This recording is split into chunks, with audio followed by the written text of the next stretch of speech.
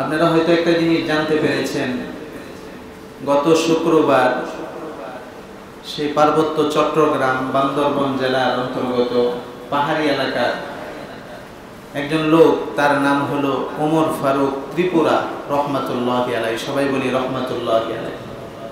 পার্বত্য চট্টগ্রামের একজন লোক, তার নাম হলো ওমর ফারুক ত্রিপুরা। উনি এমন একজন মানুষ, পাক্কা একজন ইমানদার, মুমিনে কামেল যাকে বলে, উনি হলেন মুমিনে কামেল। উনি 2014 সালে খ্রিস্টান ধর্ম থেকে ইসলাম ধর্ম গ্রহণ করেছে, আলহামদুলিল্লাহ। তো উনি সেই পার্বত্য পাহাড়ি এলাকার একজন মানুষ। 2014 সালে খ্রিস্টান ধর্ম থেকে ইসলাম ধর্ম গ্রহণ করার পর থেকে নিজস্ব জায়গায় নিজস্ব একটা মসজিদ বানাইছে, পাহাড়ের মধ্যে ছোট্ট একটা মসজিদ, দেখলাম ভিডিওর মধ্যে। নিজেই 5 ওয়াক্ত নামাজের সময় আজান দিতেন এবং নিজেই 5 ওয়াক্ত নামাজের ইমামতি করতেন। উনি একটা দুইটা নয়, 30টা পরিবারের মানুষকে হিন্দু থেকে খ্রিস্টান থেকে মুসলমান বানিয়েছে, সুবহানাল্লাহ। একজন মানুষ, নাম তার ওমর ফারুক ত্রিপুরা রহমাতুল্লাহি আলাইহি, মেহনত করে দ্বীনি দাওয়াত দিয়ে 30টা ফ্যামিলির পরিবারের মানুষকে মুসলমান বানিয়েছে। গত শুক্রবার বাড়ি থেকে তিনি মসজিদে গিয়েছেন, এশার আজান দিয়েছেন, নামাজ এখনো পড়তে পারেন নাই। তারই মাঝখানে কিছু সন্ত্রাসী বাহিনী, অমুসলিম, এলাকাবাসী বলছে অনেকদিন ধরে এলাকার কিছু অমুসলিম, কিছু খ্রিস্টান তাকে বিভিন্ন ধরনের হুমকি ধমকি দিতেছিল যে ওমর ফারুক তুমি ইসলামের দাওয়াত বন্ধ করো। বিভিন্ন হুমকি ধমকি দিতেছিল, সে মানুষের হুমকি ধমকিকে ভয় পায় না, ইসলামের দাওয়াত চালিয়ে গেছে। গত শুক্রবার এশার নামাজের আগ দিয়ে কয়েকজন খ্রিস্টান তাকে ব্রাশ ফায়ার করে হত্যা করেছে। ইন্না লিল্লাহি ওয়া ইন্না ইলাইহি রাজিউন। তাকে আগে থেকে অনেক হুমকি ধমকি দেওয়া হয়েছে, কিন্তু সে ইসলাম ছাড়েনি, নিজে তো ছাড়েনি, দাওয়াত দেওয়াও বন্ধ করেনি। এই জন্য একজন পার্বত্য অঞ্চলের একটা গরিব মানুষ, অসহায় মানুষ হয়েও 30টা ফ্যামিলির পরিবারকে তিনি মুসলমান বানিয়েছেন।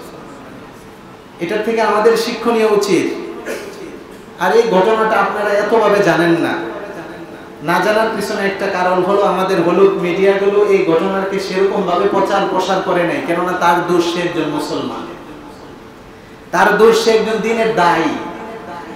যদি আজকে সংখ্যালঘু ভিন্ন ধর্মের, হিন্দু ধর্মের কেউ হতো, খ্রিস্টান ধর্মের কেউ হতো, আর এভাবে যদি তাকে মারা হতো, তাহলে এতদিনে বাংলাদেশের মিডিয়াগুলো, সাংবাদিকগুলো পুরা আলেম সমাজ না, বাংলাদেশটাকেই জঙ্গি দেশ হিসাবে পরিণত করত, ঠিক কিনা? কিন্তু আজকে সে একজন মুসলমান, সে একজন দ্বীনের দায়ী, এ কারণে অনেকেই খবর জানেই না, অথচ তাকে ব্রাশ ফায়ারে হত্যা করা হয়েছে। তো তার জীবনী থেকে আমার মনে পড়ে গেল আজকের বিষয়বস্তু কি হওয়া উচিত। ওমর ফারুক ত্রিপুরা আমাদেরকে শিক্ষা দিয়ে গিয়েছেন, একজন গরিব অসহায় মানুষ, একজন পার্বত্য এলাকার পাহাড়ে বসবাস করেও তার ঈমান কত পাকা ছিল, সে 30টা পরিবারকে হিন্দু থেকে মুসলমান বানিয়েছে। নিজে ঈমান থেকে সরে যায়নি, নিজস্ব জায়গায় মসজিদ বানিয়ে নিজে আজান দিয়ে নিজে 5 ওয়াক্ত ইমামতি করেছেন, এবং যে ঈমানের কারণে উনি হিন্দুদের হাতে, অমুসলিমদের হাতে, সন্ত্রাসীদের হাতে গুলিতে, ব্রাশ ফায়ারে তিনি ইন্তেকাল করেছেন। আমরা আজকে দোয়া করি তার জন্য মন থেকে, আল্লাহ তাকে শাহাদাতের মর্যাদা দান করুক, আমিন। যুগে যুগে ঈমানের অগ্নি পরীক্ষা হয়েছে। ঈমানদার মুসলমান যারা পাক্কা ঈমানদার, মুমিনে কামিল, তারা জীবন দিয়েছে কিন্তু ঈমান দেয়নি। এই আলোচনাটাই আল্লাহ পাক রব্বুল আলামিন একটা ঘটনা উল্লেখ করেছেন সূরা বুরুজের মধ্যে। 30তম পারার মধ্যে এই সূরাটা আছে। সূরা বুরুজের মধ্যে আল্লাহ পাক রব্বুল আলামিন 4টা কসম করেছেন। প্রথমে কসম করে একটা ঘটনা উল্লেখ করেছেন। ঘটনাটা কত গুরুত্বপূর্ণ চিন্তা করেন। আল্লাহ কথা বলতেছেন, কসমের দরকার আছে? দরকার নেই। তারপরও আল্লাহ কসম করে 4টা কসম করে ঘটনাটা বলতেছেন পুরা আনেওয়ালা কিয়ামত পর্যন্ত উম্মতের শিক্ষার জন্য, সুবহানাল্লাহ। সূরা বুরুজের মধ্যে আল্লাহ তাআলা প্রথম কসম করেছেন, ওয়াস-সামাই যাতিল বুরুজ ওয়াল ইয়াউমিল মাউউদ ওয়া শাহিদিন ওয়া মাশহুদ। 4টা কসম। প্রথম কসম ওয়াস-সামা'i যাতিল বুরুজ, আল্লাহ বলেন ওই আসমানের কসম যে আসমানটা নক্ষত্র বিশিষ্ট। সুবহানাল্লাহ। আসমানের দিকে তাকিয়ে দেখেন, আল্লাহ তাআলা আসমানটাকে, প্রথম আসমান, দুনিয়ার আসমান যেটাকে বলা হয়, প্রথম আসমানটাকে আল্লাহ সুন্দর করে সাজিয়েছেন। দিনের বেলা সূর্য, রাত্রের বেলা চাঁদ, নক্ষত্র দ্বারা আল্লাহ তাআলা আসমানটাকে সাজিয়ে দিয়েছেন। এই আসমানের আল্লাহ শপথ করেছেন, কসম করেছেন।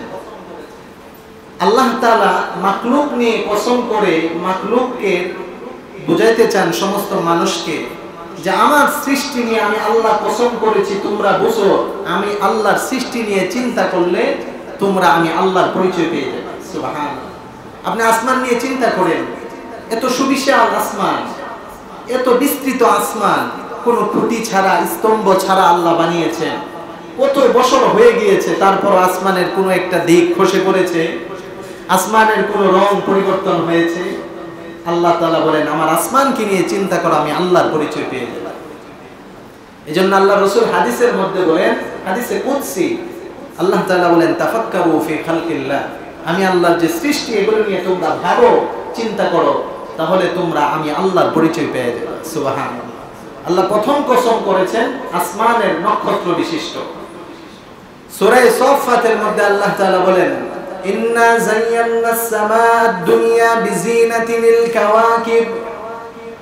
সূরা সাফফাতের মধ্যে আল্লাহ তাআলা বলেন আমি আল্লাহ তোমাদের জন্য দুনিয়ার আসমানটাকে উজ্জ্বল নক্ষত্র দ্বারা সাজিয়ে দিয়েছি। বলুন সুবহানাল্লাহ। সূরা মুলকের মধ্যে আল্লাহ তাআলা বলেন আল্লাযী খালাকাস সাবআ সামাওয়াতিন তিবাকা। সূরা মুলকের মধ্যে আল্লাহ তাআলা বলেন আমি আল্লাহ স্তরে স্তরে 7টি আসমান সৃষ্টি করেছি। এত সুন্দর আসমান আমি আল্লাহ সৃষ্টি করেছি।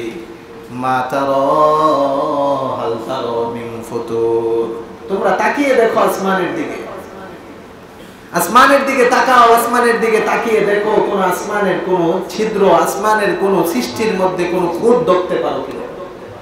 মানুষ দুনিয়াতে বানাইলে জিনিস কত খুঁত দেখা যায়, কত দোষ। আল্লাহ বলেন আমি আসমান বানিয়ে চ্যালেঞ্জ ছুড়ে দিলাম, আসমানের দিকে তাকাও, তাকিয়ে দেখো আসমানে কোনো খুঁত আছে কিনা, আসমানে কোনো ত্রুটি আছে কিনা তোমরা তাকাও। ফারজিউল বাসর হাল তারা মিন ফুতুর, তাকাও আসমানের দিকে, তাকিয়ে দেখো আসমানের কোনো দোষ ধরতে পারো কিনা। আল্লাহ যেই জিনিস যেভাবে বানিয়েছেন সেই জিনিস সেভাবেই সুন্দর, আমার আপনার বিবেকে ধরুক আর নাই ধরুক। এক লোকের ঘটনা বর্ণিত হয়েছে। এক লোক বট গাছের নিচে শুয়ে শুয়ে ভাবতেছে। বট গাছ বিশাল বড় গাছ, বৃক্ষ, যার গোড়াগুলো অনেক মজবুত, সুদৃঢ়, তার শাখা পোষা অনেক বিস্তৃত। বট গাছের নিচে শুয়ে শুয়ে সেই ব্যক্তি ভাবতেছে এই যে এত বিশাল বড় বট গাছ আল্লাহ আমাদের জন্য বানিয়েছেন, আল্লাহর সৃষ্টির মধ্যে কোনো ভুল নেই, আল্লাহর সৃষ্টির মধ্যে কোনো সন্দেহ নেই। ওই লোকটা শুয়ে শুয়ে ভাবতেছে তবে আমার একটা প্রশ্ন, এই যে বিশাল বড় বট গাছ, এত বড় গাছ, এত শক্তিশালী গাছ, এটার ফলগুলো ছোট ছোট। সে শুয়ে শুয়ে ভাবতেছে। আর লাউ গাছ যেটার কোনো গোড়া নাই, শিকড় নেই, ডোগার মধ্যে বেঁচে থাকে, এই লাউ গাছের মধ্যে আল্লাহ ফল দিয়ে দিয়েছে এত বড় লাউ। ওই লোকটা গাছের মধ্যে শুয়ে শুয়ে নিচে শুয়ে ভাবতেছে আল্লাহর সৃষ্টির কোনো ভুল নেই, তবে বট গাছের ফলটা যদি লাউ গাছে হতো, লাউ গাছের লাউটা যদি বট গাছে হতো আরো সুন্দর হতো, আল্লাহ এটা এভাবে বানাইলে আরো ভালো হতো। এই ভাবনা সে ভাবতেছে, তার দৃষ্টিতে তার কাছে এটাই ভালো মনে হয়েছে। একটু পরে যখন মৃদু বাতাস আসলো, বাতাসের কারণে বট গাছের একটা ছোট্ট ফল তার নাকের ডগায় পড়ে গেছে। সাথে সাথে শোয়া থেকে উঠে সেজদায় পড়ে বলতেছে আল্লাহ তুমি যা যেভাবে সৃষ্টি করেছো সেটাই ভালো, আমার চিন্তা ভুল, আমি মাফ চাই। সুবহানাল্লাহ। ওই লোকটা বুঝতে পারলো আল্লাহ যেই জিনিস যেভাবে বানিয়েছেন সেটা সেভাবেই উত্তম। কেননা আল্লাহ জানেন কিয়ামত পর্যন্ত আমি আল্লাহ তাআলা যে বট গাছ বানিয়েছি, আমার মানুষ, আমার আদম সন্তানেরা, আমার বান্দারা যখন রোদ্রে, যখন দ্বিপ্রহরের রোদ্রে তারা কষ্ট করে যাবে, যখন তারা ক্লান্ত হয়ে যাবে, তখন কোন মানুষ লাউ গাছের নিচে ছায়া নেওয়ার জন্য যাবে না, বট গাছের নিচে ছায়া নেওয়ার জন্য যাবে। আল্লাহ তাআলা এর জন্য বুঝেন যে বান্দা আমার বট গাছের নিচে ছায়া নেওয়ার জন্য আসবে। এই গাছের ফলগুলো যদি বড় হয় বান্দাদের উপর পড়ার কারণে বান্দার কষ্ট হবে, এই কারণে লাউ গাছে দিয়েছেন লাউ, বট গাছে দিয়েছেন বট ফল। সুবহানাল্লাহ। আল্লাহর সৃষ্টির মধ্যে কোনো ভুল নেই, কোনো খুঁত নেই। আল্লাহ এই আসমান সৃষ্টি করে চ্যালেঞ্জ গ্রহণ করেছেন, ফারজিউল বাসর হাল তারা মিন ফুতুর, আসমানের দিকে তাকিয়ে দেখো কোনো খুঁত আছে কিনা। ভাইরা আমার, আল্লাহ পাক রব্বুল আলামিন সূরা বুরুজের মধ্যে প্রথম কসম করেছেন ওয়াস সামাই যাতিল বুরুজ। আমি আল্লাহ ওই আসমানের শপথ করে বলতেছি যে আসমান নক্ষত্র বিশিষ্ট। দ্বিতীয় নাম্বার আল্লাহ পাক শপথ করেছেন ওয়াল ইয়াউমিল মাউউদ, কিয়ামত দিবসের শপথ, যে কিয়ামত অবিসম্ভাবী ঘটবে। ওয়াল ইয়াউমিল মাউউদ, কিয়ামত দিবসের শপথ, যে কিয়ামত ঘটবে। আল্লাহ কসম করতেছেন, দুই কসম। তৃতীয় নাম্বার কসম করেছেন ওয়া শাহিদি ওয়া মাশহুদ, শাহেদের শপথ, মাশহুদের শপথ। শাহেদ কি, মাশহুদ কি? তাফসীর ইবনে কাসিরের মধ্যে এসেছে, আবু হুরায়রা রাদিয়াল্লাহু তাআলা আনহু থেকে বর্ণিত হাদিস। হাদিসের মধ্যে বলা হয়েছে, তাফসীর ইবনে কাসিরের মধ্যে উল্লেখ রয়েছে, শাহেদ দ্বারা উদ্দেশ্য হলো শুক্রবার। বলুন সুবহানাল্লাহ। আল্লাহ শুক্রবারের শপথ করেছেন। আল্লাহর রাসূল বলেন শাহেদ দ্বারা উদ্দেশ্য হলো, তিরমিজি শরীফের বর্ণনা, এই বুরুজের মধ্যে শাহেদের কসম করেছেন। শাহেদ দ্বারা উদ্দেশ্য হলো শুক্রবার। সেই সব দিন, যেই দিনগুলোর মধ্যে সূর্য উদিত হয়, সূর্য অস্তে যায়, শুক্রবার ওই দিন সমূহের মধ্যে সবচেয়ে শ্রেষ্ঠ দিন। বলুন সুবহানাল্লাহ। আল্লাহর নবী বলেন এই শুক্রবার এমন মূল্যবান দিন, আল্লাহর কাছে এমন মূল্যবান শুক্রবারের, শুক্রবার দিনের মধ্যে একটা মুহূর্ত এমন আছে, বান্দা যখনই ওই মুহূর্তে আল্লাহর কাছে যে কোনো কল্যাণ চাইবে, আল্লাহ ওই মুহূর্তে তার দোয়া কবুল করে তাকে ওই কল্যাণ দান করে দিবেন। বলুন সুবহানাল্লাহ।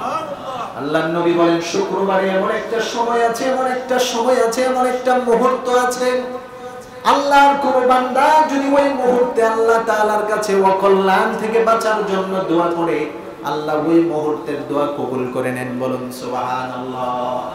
মুহাদ্দিসিনে কেরাম, মুফাসসিরিনে কেরাম বলেন ওই সময়টা কোনটা? শুক্রবারে আসরের পর থেকে মাগরিবের আগ পর্যন্ত সময়। সুবহানাল্লাহ বলেন। এইজন্য আজকে শুক্রবার জানলাম এই মাসালাটা, এই ফজিলতটা আমরা জানলাম যে শুক্রবারের একটা মুহূর্ত, যে মুহূর্তটা আল্লাহর কাছে অনেক প্রিয়, সেটা হলো শুক্রবারের আসরের পর থেকে মাগরিব আগ পর্যন্ত। যদি পারেন মসজিদে বসে আল্লাহ বিল্লাহ করে দোয়া দরুদ করে আল্লাহর কাছে চাইবেন, আল্লাহ আপনার দোয়া কবুল করবে। সুবহানাল্লাহ। শুক্রবারের কসম করেছেন আল্লাহ।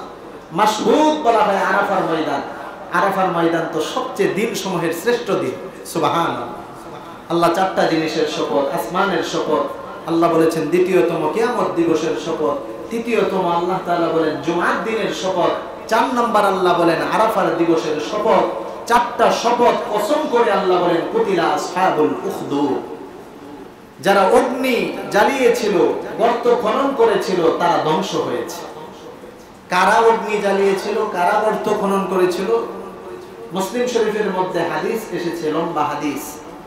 তাফসীর ইবনে কাসিরের মধ্যে লম্বা ঘটনা এসেছে। সেই ঘটনাটাই আমার মূল লক্ষ্য উদ্দেশ্য। ইমানদার, তার কাছে ইমান সবচেয়ে দামি। ইমানদার, তার কাছে টাকার চেয়ে ইমান দামি। ইমানদার আল্লাহর কাছে দুনিয়ার জিনিসের সবচেয়ে দামি। সুবহানাল্লাহ। আপনার কাছে ইমান আছে, টাকা নেই, আপনি আল্লাহর কাছে অনেক দামি। টাকা আছে, ইমান নেই, আল্লাহর কাছে কোনো দাম নেই। ক্ষমতা নেই, ইমান আছে, আল্লাহর কাছে অনেক দামি। কেননা ক্ষমতার চেয়ে ইমান অনেক দামি। ঠিক কিনা? ইমানের কারণে আপনার জান্নাতে যাবেন, ক্ষমতার কারণে কখনো কখনো দুনিয়াতে আপনাকে জেলখানায় যেতে হয়। ঠিক কিনা? ইমান দামি নাকি ক্ষমতা দামি? টাকা দামি নাকি ইমান দামি? এজন্য আল্লাহ তাআলা বলেন ইন্নাল্লাযীনা আমানু ওয়া আমিলুস সালিহাত উলাইকা হুম খায়রুল বারিয়া, নিশ্চয়ই সমস্ত লোক যারা ঈমান আনবে, নেক কাজ করবে, আল্লাহ তাআলা তাদের সার্টিফিকেট দিয়ে বলেন দুনিয়ার মধ্যে তারাই সবচেয়ে বেশি দামি। বলুন সুবহানাল্লাহ। খায়রুল বারিয়া, আল্লাহ নিজে বলেন সূরা বাইয়িনার মধ্যে উলাইকা হুম খায়রুল বারিয়া, তারাই দুনিয়ার শ্রেষ্ঠ জিনিস, শ্রেষ্ঠ মাখলুক তারা। এখানে যে ঘটনাটা সূরা বুরুজের মধ্যে এসেছে, মুসলিম শরীফের ৭৭০৩ নম্বর হাদিসের মধ্যে লম্বা হাদিস এসেছে। তিরমিজি শরীফের মধ্যেও হাদিস এসেছে। আলহামদুলিল্লাহ, চেষ্টা করি কোরআন হাদিস অনুযায়ী কথা বলা। দোয়া করবেন আল্লাহ যেন আমাকে আপনাদেরকে এই কথাগুলোর উপর আমল করার তৌফিক দান করে। দেখেন ঘটনাটা হলো, ইয়ামানে এক বাদশা ছিল, জালেম বাদশা। এই ঘটনা কিন্তু রাসূলের জমানার ঘটনা না, আল্লাহ রাসূলের জন্মের আগের ঘটনা। এই ঘটনা আল্লাহ স্বয়ং আল্লাহ জিবরাইল আমিনের মাধ্যমে আল্লাহর রাসূলকে শুনিয়েছেন। আল্লাহ রাসূলের আনুমানিক ৭৯ বছরের জন্মের আগের ঘটনা। আল্লাহ রাসূলের জন্মের আনুমানিক ৭৯ বছরের আগের ঘটনা। ঈসা আলাইহিস সালাম দুনিয়া থেকে যাওয়ার পরে আল্লাহ রাসূল আসার আগে মাঝামাঝি সময়ের ঘটনা। ইয়ামানে এক বাদশা ছিল, জালেম বাদশা, যার নাম হলো ইউসুফ জু নওয়াজ। বাদশার নাম কি? ইউসুফ জু নওয়াজ, জালেম বাদশা। এই জালেম বাদশা এত বড় জালেম ছিল, তাফসীর ইবনে কাসিরের মধ্যে এসেছে একদিনে ২০,০০০ মুসলমানকে ঈমানের কারণে হত্যা করেছে। বলুন নাউযুবিল্লাহ। এই ২০,০০০ মুসলমানকে একদিনে সে হত্যা করেছে। এত বড় জালেম বাদশা ছিল ইউসুফ জু নওয়াজ। এই জালেম বাদশার ক্ষমতা টিকিয়ে রাখার জন্য দীর্ঘদিন যখন সে ক্ষমতায় ছিল, একটা কথা মনে রাখবেন, একটা মানুষ যখন দীর্ঘদিন ক্ষমতায় থাকে তখন এই ক্ষমতায় দীর্ঘদিন থাকার কারণে সে নিজেকে রব বলে দাবি করে। ফেরাউন প্রথমে রব বলে দাবি করে নাই। দীর্ঘদিন যখন ক্ষমতায় ছিল, যখন তার বিশ্বাস হয়ে গেছে আমাকে কে সরাবে, আমার উপরে কে আছে, আমিই তো সব, তখন ফেরাউন দাবি করেছে আনা রব্বুকুমুল আলা, আমি তোমাদের বড় রব। বলুন নাউযুবিল্লাহ। ক্ষমতা বেশি দিন দীর্ঘস্থায়ী হলে মানুষ নিজেকে রব বলে দাবি করে। বাদশা জু নওয়াজ, জালেম বাদশা, ক্ষমতা দীর্ঘস্থায়ী হওয়ার পরে ইয়ামেনে সে নিজেকে রব বলে দাবি করেছে। ঘোষণা করে দিয়েছে আমার রাজত্বে থাকতে গেলে অন্য কোনো রবের ইবাদত করা যাবে না, অন্য কোনো রবকে স্বীকার করা যাবে না, আমার কথাই চলতে হবে, আমিই হলাম তোমাদের রব। বলুন নাউযুবিল্লাহ। এই বাদশা জু নওয়াজের ক্ষমতা টিকিয়ে রাখার জন্য শুধু এই বাদশা না, পূর্ব যুগের যত জালেম বাদশা আছে তাদের ক্ষমতা টিকিয়ে রাখার জন্য প্রত্যেকের দরবারে অনেক বড় বড় জাদুঘর ছিল। জাদুঘররা কি করত? জাদুঘররা বিভিন্ন জাদুর মাধ্যমে মানুষের মাঝে অশান্তি সৃষ্টি করে দিত। স্বামী স্ত্রীর মাঝে অশান্তি, ছেলে বাবা মার মাঝে অশান্তি, পরিবারে অশান্তি, এলাকায় এলাকায় জাদুর মাধ্যমে অশান্তি সৃষ্টি করে দিত, যার কারণে জনগণ নিজেরা ঝগড়ায় লিপ্ত থাকতো আর জালেম বাদশা ক্ষমতায় থেকে জুলুম করে যেত। একটা মূলনীতি আছে, তাফরিক ঢালো হুকুমত কারো। ক্ষমতা যদি স্থায়িত্ব করতে চাও, জনগণের মধ্যে মারামারির প্রভাব ফেলে দাও। জনগণ মারামারিতে কাটাকাটিতে লিপ্ত থাকবে, তুমি তোমার ক্ষমতা চালিয়ে যাবে। এটা জালেম বাদশাদের নিয়ম ছিল। তো তার কাছে এক বড় জাদুকর ছিল। এখনকার বাদশাদের কাছে, রাজা বাদশাদের কাছে, এমপি মন্ত্রীদের কাছে জাদুকর থাকে না। এখন যেরকম বড় বড় এমপি মন্ত্রী, বড় বড় ক্ষমতাশীলদের কাছে বডিগার্ড থাকে, তাদের ক্ষমতা টিকিয়ে রাখার জন্য বড় বড় সন্ত্রাসী থাকে, তৎকালীন রাজা বাদশাদের কাছে ছিল জাদুকর। ওই জাদুকর রাজাকে বিভিন্ন জাদুর মাধ্যমে তার রাজত্ব স্থায়িত্ব করত। মুসলিম শরীফের হাদিস, ওই জাদুকর বয়স্ক হয়ে যাওয়ার পর একদিন রাজা বাদশা জু নওয়াজকে, ইউসুফ জু নওয়াজকে বলতেছে আমার তো বয়স হয়ে গিয়েছে, আমি মারা যাব, একটা ছেলে দেন, যে ছেলেটাকে আমি জাদু শিখিয়ে দিয়ে যাব এবং সেই জাদু আমার পরবর্তীতে সে জাদু করবে, আপনার রাজত্ব টিকে থাকবে। ওই জালেম বাদশা যখন এই প্রস্তাব পেল, তখন তার কাছে মনে হলো হ্যাঁ ঠিকই আছে, তুমি তো মারা যাইবা, তুমি আমার জাদু করছিলে দীর্ঘদিন, তুমি তোমার জাদুবিদ্যা একজনকে শিখিয়ে দিয়ে যাও। তখন বাদশা তৎকালীন ইয়ামানের মধ্যে বিভিন্ন বড় বড় ইউনিভার্সিটির মধ্যে খুঁজে খুঁজে সবচেয়ে একটা মেধাবী ছেলেকে নির্ধারণ করলো। এই ছেলেকে বলল তুমি প্রতিদিন ওই জাদুকরের কাছে গিয়ে জাদু শিখবা, রাষ্ট্রীয়ভাবে তোমাকে ভাতা দেওয়া হবে। ওই ছেলেটার নাম পাওয়া যায়, তাফসীরের মধ্যে আসছে, ওই ছেলেটার নাম আব্দুল্লাহ বিন তামির। যুবক একটা ছেলেকে নির্ধারণ করেছে জাদু শেখার জন্য। যুবক ছেলে প্রতিদিন তার বাড়ি থেকে জাদুকরের কাছে যায় জাদু শেখার জন্য, বাদশার আদেশ। যুবকও বিশ্বাস করে বাদশাই রব এবং বাদশার প্রতি সেই মানে নিয়েছে। নাউযুবিল্লাহ। এভাবে জাদু শিখতে যায়, একদিন, 2 দিন, 3 দিন যাওয়ার পরে রাস্তার মধ্যে যুবক লক্ষ্য করে দেখেছে তার বাড়ি থেকে জাদুকরের বাড়িতে যাওয়ার পথে একজন আলেম পাদ্রী, ঈসা আলাইহিস সালামের ধর্মের অনুসারী ছিল, একজন আলেম পাদ্রী, রাহেব, হাদিসে আসছে রাহেব পাদ্রী। সে একটা ঘরের মধ্যে বসে কখনো নামাজ পড়ে, কখনো জিকির করে, কখনো মানুষকে ওয়াজ নসিহত করে। যুবক রাস্তায় যখন এই দৃশ্যটা দেখে, একদিন দূর থেকে মনে মনে ভাবলো জাদুকরের কাছে যাবো, একটু দেখি এই লোকটা কি বলে। মুসলিম শরীফের হাদিসে এই যুবক যখন ওই আলেমের দরবারে এসে বসলো, বসার পরে এই যুবক লক্ষ্য করে দেখলো এই আলেম দুনিয়ার কোন মানুষের কথা বলে না, দুনিয়ার কোন রাজা বাদশার কথা বলে না, এই আলেম ঈসা আলাইহিস সালাতু ওয়াস সালামের ধর্মের অনুসারী ইনজিলের কিতাব থেকে মানুষকে সুন্দর সুন্দর ওয়াজ আর নসিহত করে, বলুন সুবহানাল্লাহ। এই আলেমের মুখে সুন্দর কথাগুলো শুনে, এই আলেমের মুখে যুবক আব্দুল্লাহ বিন তামের সুন্দর সুন্দর নসিহতগুলো শুনে তার মন গলে গেল। এখন প্রতিদিন বাড়ি থেকে জাদুকরের কাছে যাওয়ার আগে এই আলেমের কাছে বসে বসে সুন্দর সুন্দর নসিহত শুনে। একদিন, 2 দিন, 3 দিন যাওয়ার পরে আব্দুল্লাহ বিন তামেরের মন নরম হয়ে গেল। আল্লাহর পরিচয় সে পেয়ে গেল। সে ভাবতে লাগলো, আসলে তো এই আলেম যে আল্লাহর দিকে দাওয়াত দিচ্ছে সেই হলো আমার আল্লাহ, আর যে জালেম বাদশাকে আমরা আল্লাহ বলে স্বীকার করেছি সে কখনো আল্লাহ হতে পারে না। তখন ওই আব্দুল্লাহ বিন তামের আলেমের হাত রেখে বলল, আপনি আমাকে এক্ষুনি কালিমা পড়ে মুসলমান বানিয়ে দেন, বলুন সুবহানাল্লাহ। যুবক আব্দুল্লাহ বিন তামের ওই জাদুকরের ওই আলেমের হাতে হাত রাখলো। আলেম কালিমা পড়িয়ে দিল, লা ইলাহা ইল্লাল্লাহু ঈসা রূহুল্লাহ। ঈসা আলাইহিস সালাতু ওয়াস সালামের ধর্মের অনুসারী ওই আলেম আব্দুল্লাহ বিন তামেরকে কালিমা পড়ে মুসলমান বানিয়ে দিয়েছে। এখন প্রতিদিন ওই আলেম আব্দুল্লাহকে বলতেছে, আব্দুল্লাহ তুমি ইসলাম গ্রহণ করে মুসলমান হয়েছো, এখন তোমার দায়িত্ব হলো ইসলাম গ্রহণ করার পরে জরুরি পরিমাণ ইলম অর্জন করা। ইসলাম গ্রহণ করেছো, এখন ইসলামের বিধিবিধান জানতে গেলে তোমার ইলম জানা জরুরি। প্রতিদিন তুমি আসবে, ইলম শিখবে, আমি তোমাকে ইলম শেখাবো।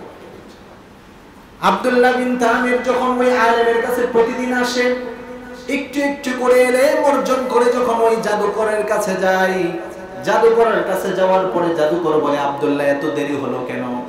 জাদুকর তাকে মারধর করে। জাদুকরের কাছে দেরি করে যখন বাড়িতে যায়, বাড়িতে মা বাবা বলে, আব্দুল্লাহ দেরি হলো কেন? মা বাবাও মারধর করে। এক পর্যায়ে আব্দুল্লাহ তার ঈমানের কথা কারো কাছে বলে না।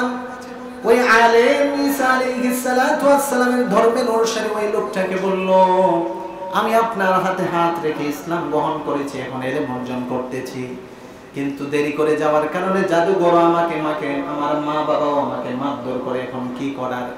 আলেম পরামর্শ দিয়ে দিল, তুমি যখন জাদুকরের কাছে যাইবা, জাদুকর যদি তোমাকে প্রশ্ন করে কেন দেরি হলো, তুমি বলবে বাড়ি থেকে আসতে দেরি হয়েছে।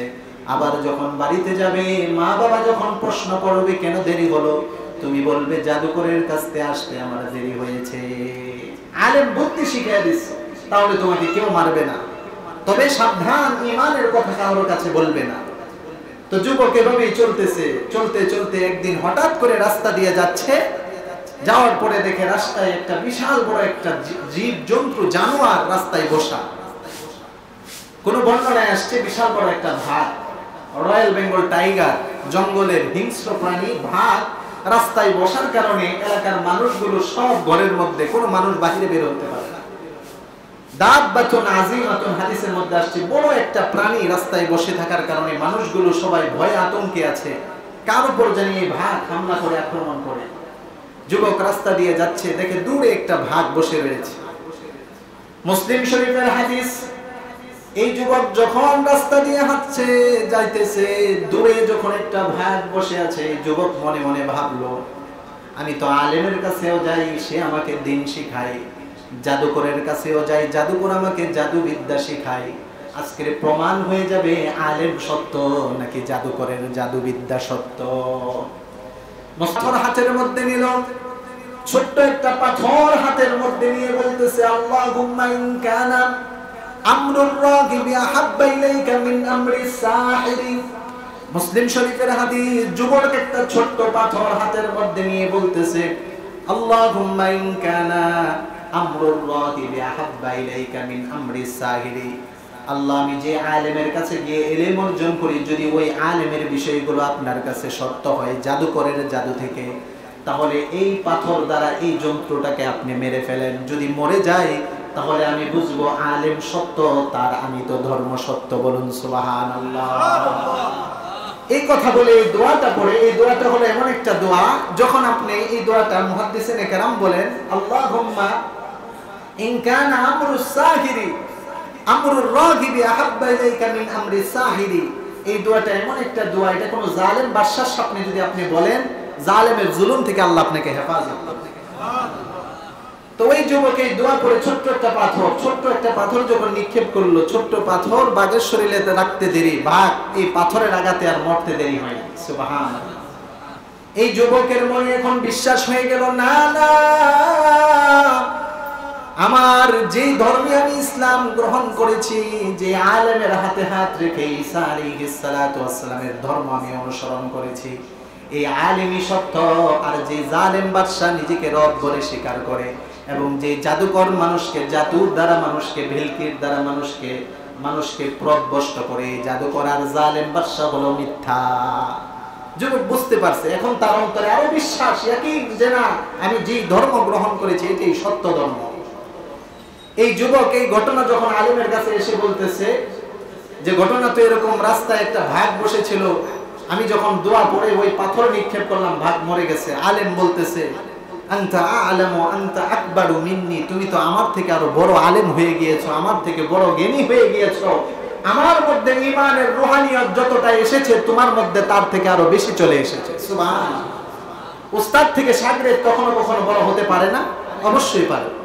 উস্তাদ বলতেছে শাগরেদকে, তোমার ইলম, তোমার ঈমান আমার থেকে আরো বেশি হয়ে গিয়েছে।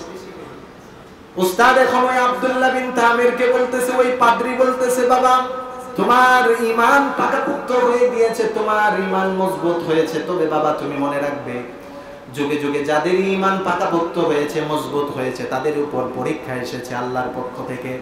তোমার উপর এখন বিভিন্ন জালেমের জুলুম আসতে পারে, পরীক্ষা আসতে পারে, তবে বাবা সাবধান আব্দুল্লাহ, কখনো তুমি আমি আলেমের নাম কাহারো কাছে বলবে না। আমি যে তোমাকে ইসলামের দিকে দাওয়াত দিয়েছি, আমার নাম তুমি কাহারো কাছে বলবে না। যুবক বলল, ঠিক আছে, বলবো না। এই ঘটনা পুরো এলাকা ছড়িয়ে গিয়েছে যে এই একটা যুবক, সে এত বড় প্রাণীটাকে হত্যা করেছে, যেটা পুরো এলাকাবাসী পারে না। এর পরবর্তীতে বিভিন্ন এলাকার জন্মান্ধ, যারা জন্ম থেকেই অন্ধ, তারা এসে বলতেছে, যুবক আব্দুল্লাহ, তুমি আমার চোখটা একটু ভালো করে দাও। আব্দুল্লাহ বলতেছে, এই একটা সুযোগ মানুষকে ঈমানের দিকে দীক্ষিত করার। সে বলতেছে, আমি তো ভালো করার কেউ না, আল্লাহ ভালো করতে পারবে, যদি ঈমান আনাও আমি আল্লাহর কাছে দোয়া করবো, আল্লাহ তোমাকে ভালো করে দেবে। তো যেই জন্মান্ধই দূর দূরান্ত থেকে আসতো, তাকে তিনি ঈমানের দাওয়াত দিতেন, ঈমান গ্রহণ করার পরে দোয়া করতেন, চোখে হাত বুলিয়ে দিত, তার চোখ ভালো হয়ে যেত। সুবহানাল্লাহ। কুষ্ঠরোগীরা আসতো, আসার পরে বলতো, আমাদের কুষ্ঠরোগী ভালো করে দাও, তুমি নাকি জন্মান্ধদেরকে ভালো করে দাও। সেও বলতো ঈমান আনো, ঈমান আনার পরে তার শরীরে হাত বুলিয়ে দিত, কুষ্ঠরোগী ভালো হয়ে যেত। এভাবে শহরের মধ্যে প্রচার হয়ে গেল, এই ছেলের দ্বারা জন্মান্ধ ভালো হয়ে যায়, কুষ্ঠরোগী ভালো হয়ে যায়। সুবহানাল্লাহ। আর মানুষ, রোগীরা আসে, সে ঈমানের বড়ি মানুষকে খাওয়িয়ে দেয়, ঈমান নামক দাওয়াত তাদেরকে দিয়ে দেয়। এক পর্যায়ে এমনি চলতে চলতে রাজদরবারে এক রাজার মন্ত্রী ছিল, ইউসুফ জু নওয়াসের এক মন্ত্রী ছিল, অনেক বয়স্ক হয়ে গিয়েছিল, কিন্তু অনেক বিচক্ষণ ছিল। অনেক বয়স্ক হয়ে গিয়েছে, বৃদ্ধ হয়ে গিয়েছে, কিন্তু বিচক্ষণ ছিল। এই কারণে সে অন্ধ ছিল। তারপরে অন্ধ থাকার পরেও বাদশা জু নওয়াজ তাকে মন্ত্রিত্বে রেখেছে, কারণ তার অনেক যোগ্যতা ছিল। এই মন্ত্রী যখন খবর পেয়েছে যে ছেলে, সে নাকি জন্মান্ধদেরকে ভালো করে দেয়, এজন্য মন্ত্রী বিভিন্ন হাদিয়া তোহফা নিয়ে, যে সারা দুনিয়া দেখতে পারলাম না, আমি মন্ত্রী, এই মন্ত্রিত্ব দিয়ে লাভ কি যদি আমি আমার নিজেকেই না দেখতে পারি। মন্ত্রী যেরকম তার হাদিয়া তোহফা হতো, সেরকম হবে, অনেক হাদিয়া তোহফা নিয়ে সেই ছেলের কাছে গেছে। যাওয়ার পরে বলতেছে, তুমি নাকি অনেক জন্মান্ধদেরকে ভালো করো, আমি মন্ত্রী আসছি, আমার চোখ জন্ম থেকেই নষ্ট, আমাকে তুমি সুস্থ করে দাও। মুসলিম শরীফের হাদিস, ওই যুবক আব্দুল্লাহ বিন তামির বলতেছে, ফাইনান্তা আমানতা বিল্লাহি ফাদাউতু ফাশাফাকাল্লাহু তাআলা। ও মন্ত্রী মহোদয়, আমি আপনাকে ভালো করার কেউ না, লা আশফি আহাদান, আমি কাউকে সুস্থ করি না, ইন্নামা ইয়াশফি আল্লাহ, আমি সুস্থ করার মালিক না, আমার আল্লাহর কাছে দোয়া করি, আমার আল্লাহ আমার দোয়ার দ্বারা সুস্থতার মতো নিয়ামত দান করে দেন। তবে এই মন্ত্রী মশাইকে দাওয়াত দিতেছেন, মন্ত্রী মশাই, ফাইন আনতা আমানতা বিল্লাহ, যদি আপনি আল্লাহর উপর ঈমান আনয়ন করেন, ফাদাউতুল্লাহ, আল্লাহর কাছে আমি দোয়া করব, ফাশাফাকাল্লাহু, আল্লাহ তাআলা ঈমানের বদলতে আপনাকে শিফা দান করে দিবেন। বলুন সুবহানাল্লাহ। মন্ত্রী এবার কি করবে? মন্ত্রী এবার মনে মনে ভাবলো, হাই হাই, বাদশাকে বাদ দিয়ে যদি অন্য কোনো আল্লাহর উপর ঈমান আনি, বাদশা আমাকে মেরে ফেলবে। এই বাচ্চা বলতেছে, আব্দুল্লাহ বলতেছে, যদি ঈমান না আনি তাহলে আমার চোখের দৃষ্টি ফিরিয়ে দিবে না। যাই হোক, যদিও মরে যাই, মরে যাব, কিন্তু দুনিয়াটা একবার দেখে তারপরে মরতে চাই। ওই মন্ত্রী বলতেছে ঠিক আছে ঈমান আনলাম। মন্ত্রী ঈমান এনেছে। বাদশা মন্ত্রী ঈমান আনার পরে আব্দুল্লাহ বিন তামির আল্লাহর কাছে দোয়া করে হাত বুলিয়ে দিয়েছে, তার চোখ ভালো হয়ে গেছে। সুবহানাল্লাহ। মন্ত্রী এখন সারা দুনিয়া দেখে, মন্ত্রী এখন আল্লাহ পাকের নিয়ামতগুলো দেখে আল্লাহর শুকরিয়া আদায় করে, আর ঈমান গ্রহণ করার পরে সান্ত্বনার বুক গিলে ওই ছেলে মন্ত্রীকে বলে দিতেছে, সাবধান, ঈমান এনেছেন, আপনার উপর জুলুম আসবে, অত্যাচার আসবে, কিন্তু আমার নাম বাদশার কাছে বলা যাবে না। পরের দিন মন্ত্রী সবাই গেল, হঠাৎ করে বাদশা দেখতেছে যে মন্ত্রী অন্ধ ছিল, সে তার চোখ দিয়ে সবাইকে দেখতেছে, কথা বলতেছে। বাদশা জুন আওয়াজ প্রশ্ন করলো, মান রদ্দা আলাইকা বাসরাকা, তোমার চক্ষু না অন্ধ ছিল, কে তোমার চোখের দৃষ্টি ফিরিয়ে দিয়েছে? মন্ত্রী বলল, রব্বি, আমার রব আমার চোখের দৃষ্টি ফিরিয়ে দিয়েছে।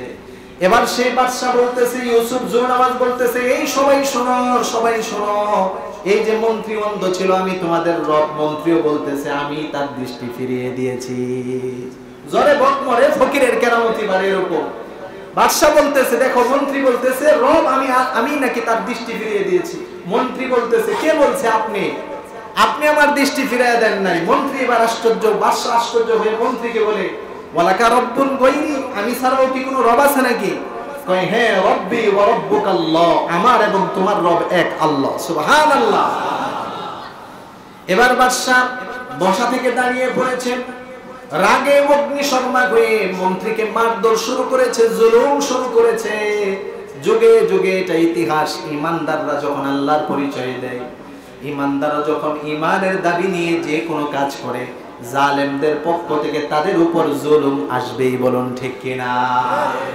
মন্ত্রীর উপর জুলুম শুরু হয়ে গেছে। বাদশা মারতে মারতে মন্ত্রীকে বলতেছে, কে তোকে আল্লাহর পরিচয় দিল আমার রাষ্ট্রের মধ্যে? আমার মন্ত্রী তুই, তোকে আল্লাহর পরিচয় কে দিয়েছে বল?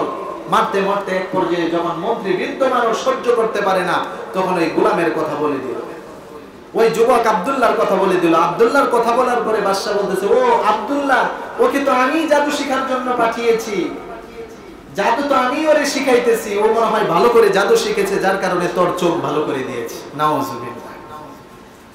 বাদশা এবার বলল, ঠিক আছে, ওই আব্দুল্লাহকে ডাক দিয়ে নিয়ে আসো।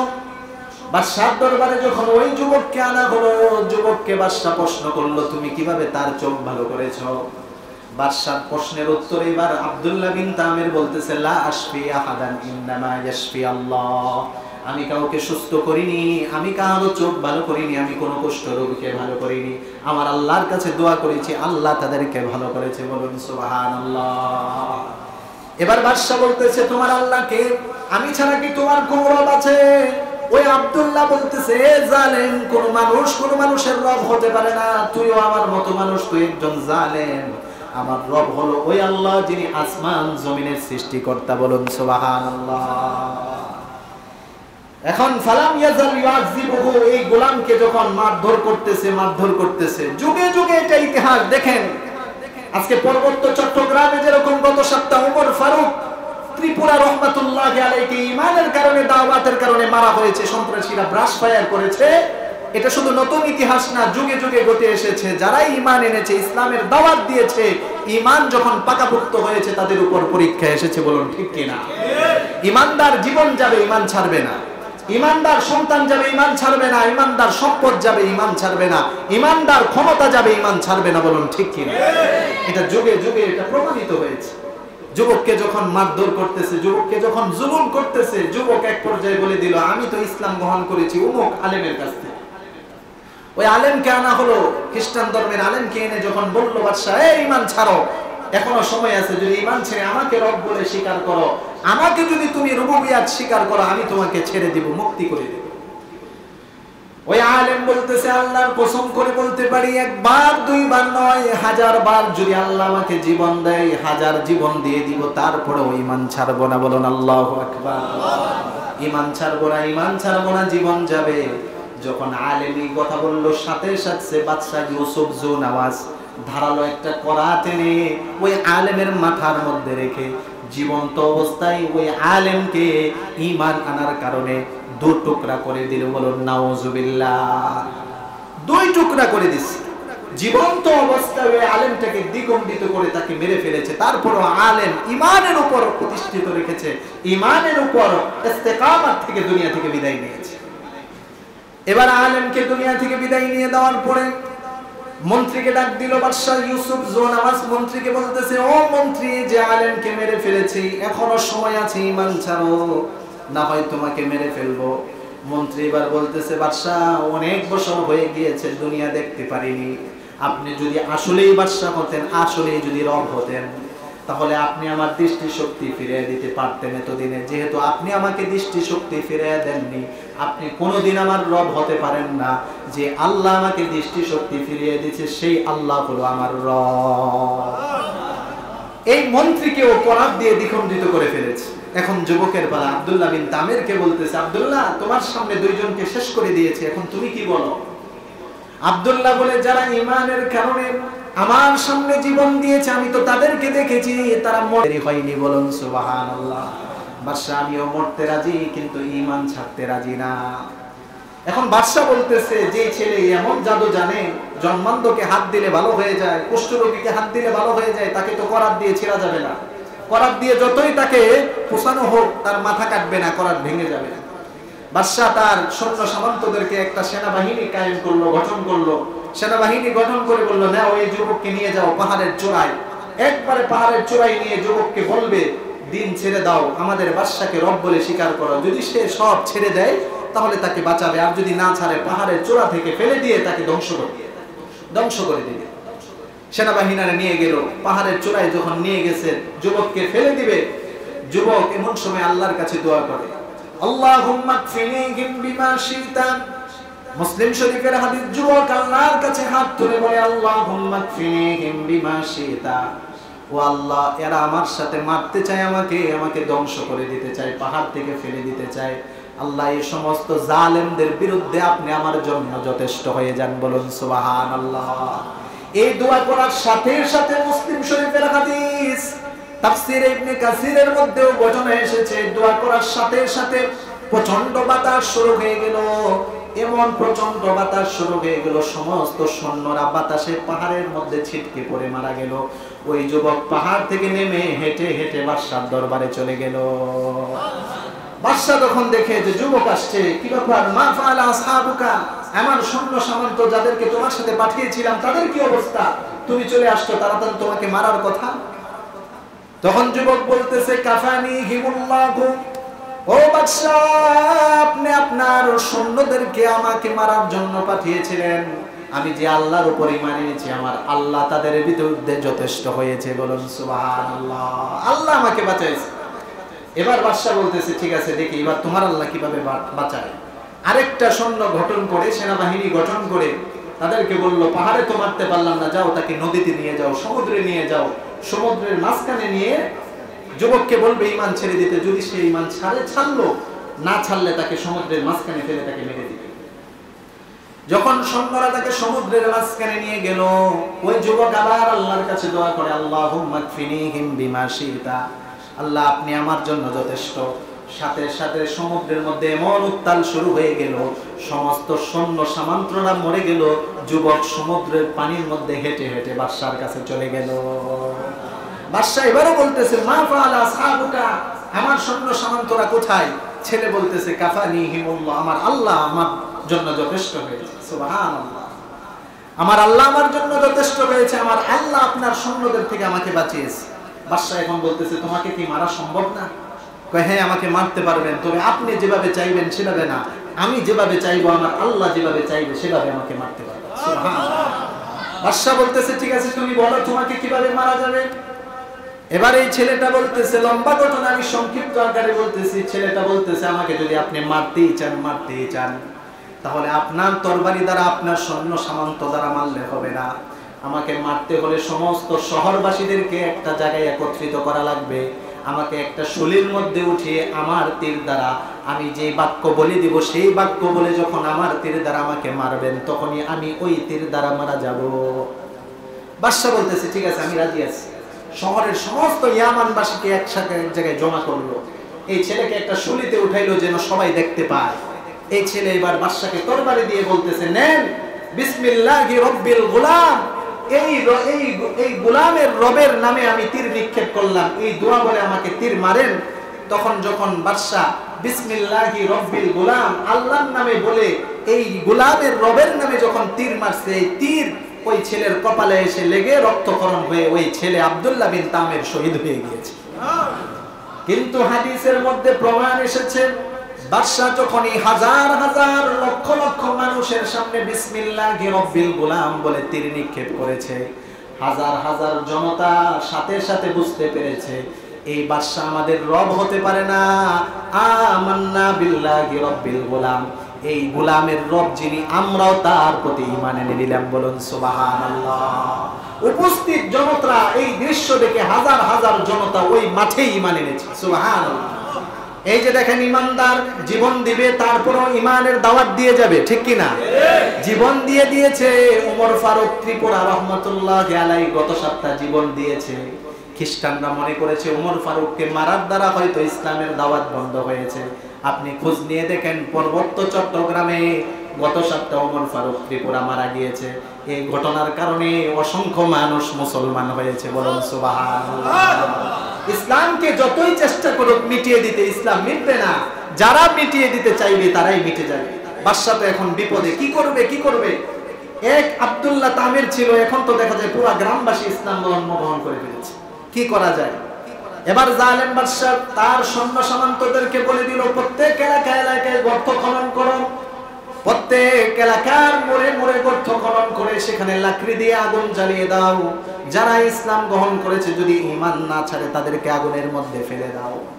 প্রত্যেক এলাকায় গর্ত খনন করা হলো, লাকড়ি দিয়ে ইন্ধন দিয়ে আগুন জ্বালিয়ে দেওয়া হলো। ঈমানদারদেরকে জ্বলন্ত অগ্নির মধ্যে ফেলা হয়, তারপরও ঈমানদাররা জীবন দিয়ে দেয়, ঈমান দেয় না। সুবহানাল্লাহ। অসংখ্য গণিত মানুষ জ্বলন্ত অগ্নির মধ্যে পড়েছে, তারপরও জীবন দিয়েছে, ঈমান দেয়। এক পর্যায়ে এক মহিলা, হাদিসের মধ্যে আসছে, এক মহিলা দুধের বাচ্চা, 2-3 মাসের দুধের এক বাচ্চাকে কোলে নিয়ে ঈমানদার ইসলাম গ্রহণ করেছে, আগুনে লাফ দিবে। এমন সময় মহিলা আগুনের পাশে দাঁড়িয়ে তার দুধের বাচ্চার দিকে তাকিয়ে কাঁদতেছে, আজকে ঈমানের কারণে আমি তো আগুনে লাফ দিব, আমার এই বাচ্চার অবস্থাটা কি হবে? আমি চলে গেলে আমার বাচ্চাকে কে দেখবে? এখন সে লাফ দিবে না ঈমান ছাড়বে, একটু সন্দেহ পোষণ করতেছে। কি করা যায়? হাদিসের মধ্যে আসছে, এমন সময় ওই ছোট্ট বাচ্চা, দুধের বাচ্চার জবান খুলে গিয়েছে। সুবহানাল্লাহ। হাদিসের মধ্যে এসেছে, ওই ছোট্ট বাচ্চা বলতেছে তার মাকে লক্ষ্য করে, ইয়া উম্মা হিসবিরি ফাইন্নাকি আলাল হাক্কি, ও মা তুমি ভয় পেও না, মা গো তুমি হকের উপর আছো। ওই যে জ্বলন্ত আগুন দেখতেছো, ছোট্ট বাচ্চা বলতেছে, মা তুমি এটাকে জ্বলন্ত আগুন দেখতেছো, আমি তো জান্নাতের ফুলের বাগান দেখতে পাই। বাচ্চা এই কথা বলার পরে, মা ভয় পেও না, ফাইন্নাকা আলাল হাক্কি, মা মরে যা, আগুনে লাফ দে, মা ঈমান ছাড়িস না। সুবহানাল্লাহ। তখন মা ওই বাচ্চাকে নিয়ে আগুনে লাফ দিয়েছে। এই যে কুতিলা আসহাবুল উখদুদ, এই জালেম বাদশা অগ্নি জ্বালিয়ে পাশে চেয়ারে বসে কিভাবে মুসলমানরা মরে এই দৃশ্য দেখতে চেয়েছিল। কুতিলা আসহাবুল উখদুদ, ওই আগুন ঈমানদারদেরকে ধ্বংস করে নাই, ওই আগুন লেলিহান জিহ্বার মতো লম্বা হয়ে ওই জালেমরা যারা বসেছিল চতুর্দিকে দেখতে, তাদেরকে ধ্বংস করে দিয়েছে। সুবহানাল্লাহ। ইযহুম আলাইহা কুউদ, সূরা বুরুজের মধ্যে আল্লাহ এটি বলতেছেন, তারা যখন চতুর্পাশে চেয়ারের মধ্যে বসেছিল ঈমানদারদেরকে কিভাবে মারা যায় এই দৃশ্য দেখার জন্য, তখন ওই তাদের বসা অবস্থায় আগুন তাদেরকেই ধ্বংস করে দিয়েছে। সুবহানাল্লাহ। আল্লাহ তাআলা বলেন, এই যে ঈমানদারদেরকে মেরেছে, হাজার হাজার মুমিনদেরকে আগুনের মধ্যে ফেলে দিয়েছে। ওয়ামা নাকামু মিনহুম ইল্লা ইউমিনু বিল্লাহিল আজিজিল হামিদ। যুগে যুগে ঈমানদারদেরকে যতই জুলুম অত্যাচার কাফের বেঈমান মুশরিকরা করেছে, অন্য কোনো কারণ না, কারণ হলো ঈমানদাররা আমি আল্লাহর প্রতি ঈমান এনেছে। এই সূরা বুরুজ এই ঘটনা আল্লাহ 4টা বচন করে বলতেছেন, সাবধান, এই ঘটনা আনেওয়ালা উম্মতের কাছে আপনি বলে দিন, তারা যেন কিয়ামত পর্যন্ত ঈমান না ছাড়ে, জীবন যেন ছেড়ে দেয়, সম্পদ ছেড়ে দিবে, সন্তান ছেড়ে দিবে, জ্বলন্ত আগুনের মধ্যে লাফিয়ে পড়বে, ফাঁসির দড়িতে ঝুলে মরবে, তারপরেও যেন তারা ঈমান না ছাড়ে, ঠিক কি না? এই যে দেখেন, গত সপ্তাহে ওমর ফারুক ত্রিপুরা, যাকে নিয়ে আজকে আমার এই আলোচ্য বিষয়, একজন ইমাম সাহেব নতুন মুসলমান হয়েছে, 30টা পরিবারকে ইসলাম গ্রহণ করিয়েছে। আজকে হিন্দুরা সন্ত্রাসী গোষ্ঠী তাকে ব্রাশ ফায়ারে মেরেছে। আজকে এই জন্য শেষে আবারও তার জন্য দোয়া করি, আল্লাহ তাকে শাহাদাতের মর্যাদা দান করুক, আমিন। আমাদেরকে তার ঈমান থেকে ঈমান মজবুত করার তৌফিক দান করুক, আমিন। ওয়া আখিরু দাওয়ানা আলহামদুলিল্লাহি রাব্বিল আলামিন। যারা ক্বাবলাল জুমআ 4 রাকাত সুন্নাত করেনি, সুন্নাত আদায় করেন।